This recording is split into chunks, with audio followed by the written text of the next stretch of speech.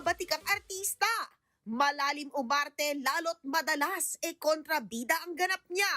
Pero behind the camera, ibang-iba pala ang multi-awarded actor na si Sid Lucero. For one, isa siyang nerd na mahilig sa Japanese anime, video games at board games.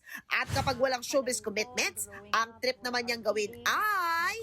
Now I like to tinker. In fact, recently nagbukas ako ng motor shop. In fact, mas nakafocus ako doon. I like to tinker with motorcycles and things that move. I like to know how they work.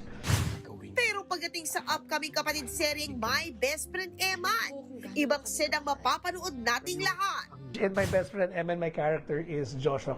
Yung dinadala ni Joshua that makes him behave that way is very real and it happens in real life. It still happens up to now. But this one, they really created a platform for a bad guy antagonist to make sense.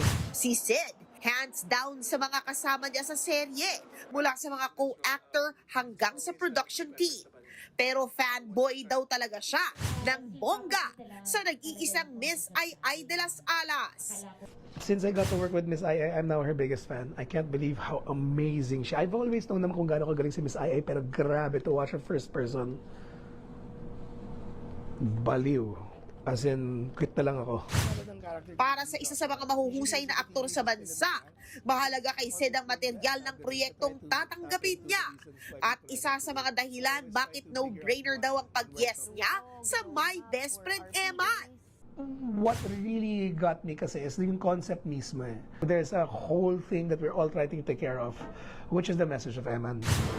Abangan si Sid Lucero sa My Best Friend Eman simula Lunes, April 27, 8:45 p.m. sa Todo Max Primetime 5. Nagbabalita mula sa Frontline, MJ Marfori, News 5.